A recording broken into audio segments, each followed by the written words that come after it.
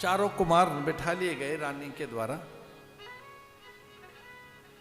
दासियों को, दास को चारों ओर से घेर कर रानी कुछ कहना चाहती है राम से। ऐसा कहते हैं 3-4 बार भोज पर बुलाया, पर वो राम को कुछ कह नहीं पाई। जब जब वो राम से संवाद करती, अयाचित हो जाती, मौन हो जाती, शांत प्रशांत हो जाती और निशब्द होकर उन्हें परिपूर्णता का अनुभव होता।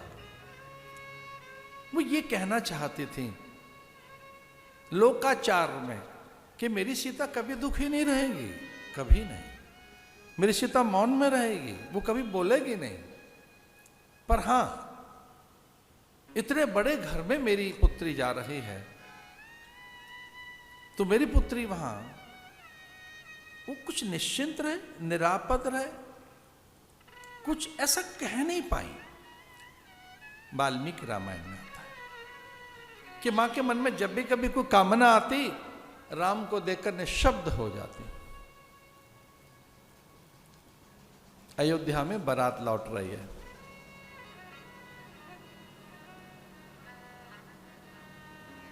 यूं तो सरयू के तट पर रानियां जाती ही थी,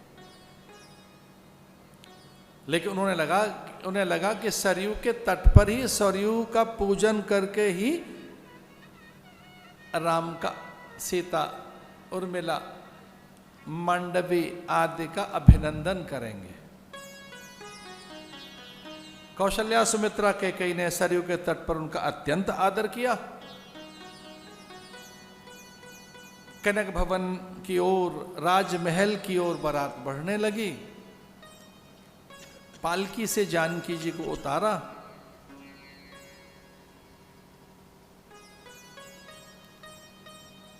बड़े आनंद की बात सुनाते हैं आपको। कौशल्या ने गोद में ले लिया जानकी जी को। 8 वर्षीया, कहीं लिखते हैं 12 वर्षीया, नहीं मैं अपनी बहू को ऐसे आंगन में नहीं चलने दूंगी। कमल पराग के एक वित्त, वित्त संस्कृत भाषा का अर्थ है इतना, उसको वित्त कहते हैं।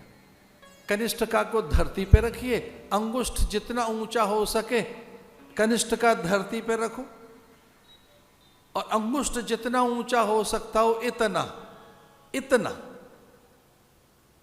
कमल पराग से राजमहल सजाया गया। कमल पराग, सुगंधा, सुद्रव्या, हृदिका, मणियों का आंगन है, रत्न जड़ित आंगन है। कुमारी के पैर आहत हो सकते हैं, मैं बहू को पैदल नहीं चलने दूंगी। रोक नहीं पाई अपने आप को।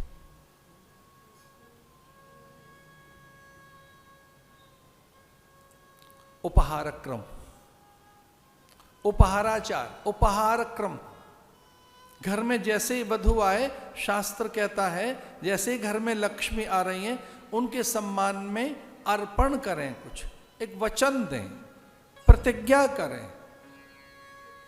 संभव हो सके तो उसी समय चाबी का गुच्छा हाथ में पकड़ा दें,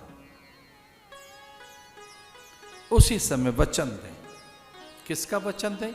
जो कुछ है आपका है। ये यहाँ के संपूर्ण धन धान्य, यहाँ के अधिकार, यहाँ की समृद्धि, यहाँ का वैभव, ये आपका है, ये वचन दिया जाए।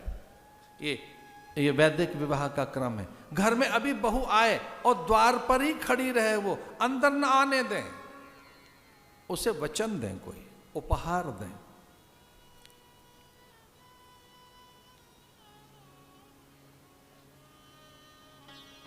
हड़बड़ी में कौशल्या तो भूल ही गई कुछ उपहार लाना। वामदेव, जाबाल, सतानंद, वशिष्ठ संकेत कर रहे हैं, राजा के कान में कह रहे हैं कुछ दे दीजिए बहू को, कुछ पकड़ा दीजिए। कौशल्या के पास तो कुछ है नहीं, भूल गई कुछ लाना, इधर उधर झांक रही है क्या दे। दशरथ का ध्यान अपने वक्षस्थल पर गया कि मोतियों की माला ये वो क्या दें, पर ये मोती दें क्या? सहस्त्रकोट स्वर्ण मुद्राएं जो लेकर आई हो, जब ते राम ब्याए घर आए, नित नव मंगल मोद बधाए। इतनी मणि आई कि मणि पर्वत। बहुत पहले जब पहली बार मैं अयोध्या गया तो वहां पूरे दर्शन किए हमने। एक जगह मणि पर्वत है, अब तो खैर अयोध्या निराली है। 22 जनवरी को जब अयोध्या में थे कुछ और अयोध्या, पर एक जगह मणि पर्वत है वहां। इतनी मणि रत्न वैदूर्य पढ़ने पुखराज मूंगे माणिक्य लेकर आई कि दशरथ ने कहा हमारे घर में ही जगह नहीं है, बाहर रखो बाहर रखो। ये दहेज, वो इतना, वो अकेली नहीं है, वो लक्ष्मी है, अपने साथ अपना वैभव लाई। अमरापुर का, श्रीपुर का, श्रीनिकेतन का, वैकुंठ का, वो वहां का जहां जगन्निवास श्रीनिवास स्वयं वास करते हैं, वहां की समूची श्री और संपदा साथ लाई वो।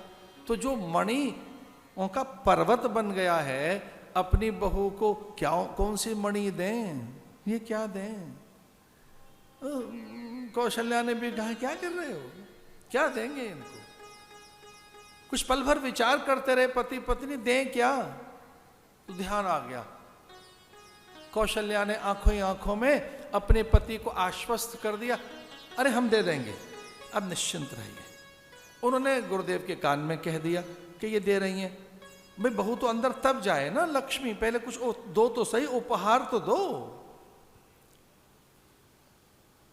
और कौशल्या ने राम का हाथ पकड़ा और सीता के हाथ में फिर से दे दिया कि जो कुछ है मेरे पास तो राम ही है,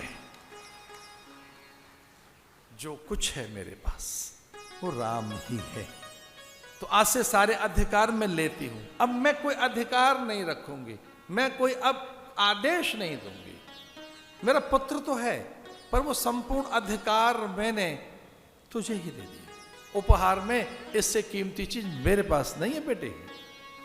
अरे सीता, उपहार में कुछ नहीं दूंगी, राम को ही तुझे देती हूं और अपने मातृत्व का अधिकार लेती हूं।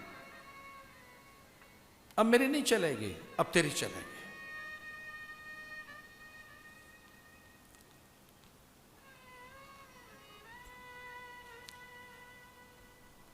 साथ में कैकेयी माता खड़ी है।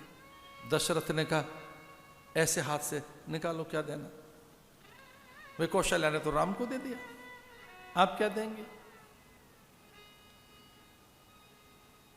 और आपको बड़ा आनंद होगा सुनकर और नई बात लगेगी कदाचित आपको। जैसी बारात गई जनकपुर में, कैकेयी ने एक नया काम किया। कैकेयी ने विश्वकर्मा को बुलाया, आह्वान किया इंद्र का कि मेरे घर में नई बहू आ रही है, लक्ष्मी जी आ रही है, हमारे साथ नहीं रहेंगी इस पुराने घर में, वो लक्ष्मी हैं, उनके लिए कनक भवन बनना चाहिए, सोने का महल बनाइए।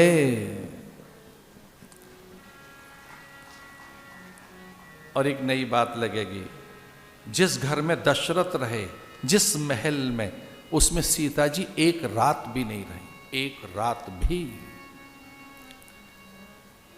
कौशल्या की गोद में से उठाकर सीता को अपनी गोद में रख लिया और कहने लगे देख उस खिड़की में से क्या दिखाई देता है?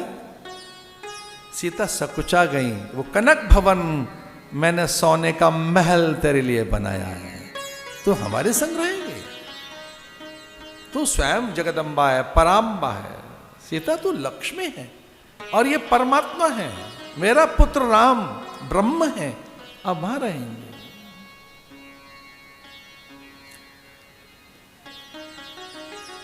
कौशल्या ने तो उपहार में राम को ही पकड़ा दिया सीता को, उन्होंने कनक भवन दे दिया। अब सीता विचार कर रही कि तीसरी एक और माता है, पता नहीं क्या मिलेगा, अभी तो एक और उपहार बाकी है। गुरुदेव ने संकेत किया कि सुमित्रा से कहो कुछ दे देंगे, और सुमित्रा को भी ऐसा लगा कि मैं तो अपना आदर्श कौशल्या को ही मानती हूं, सब कुछ कौशल्या से ही तो सीखा है, उन्हीं का तो अनुगमन और अनुशीलन किया है। वो जो जो करती रही हैं वही तो किया है। इसे लक्ष्मण से कहा, मैं अपने मातृत्व का दान करती हूं सीता को। और ऐसे कहकर लक्ष्मण से कहा, गिर पड़ इसकी चरणों में, आज मैं अपने माता का अधिकार त्यागती हूं। आज से तेरी माता सुमित्रा नहीं है, कैकसीता है। और वो कहने लगी कि इन्होंने सौभाग्य दिया है और मैं तुझे पुत्र देती हूं। अभी तू प्रवेश करे इससे पहले अयोध्या में तुझे एक संतान देती हूं। तुझे एक बेटा हो गया और उसका नाम है लक्ष्मण। धन्य हो गई सीता जी, सीता धन्य हो गई।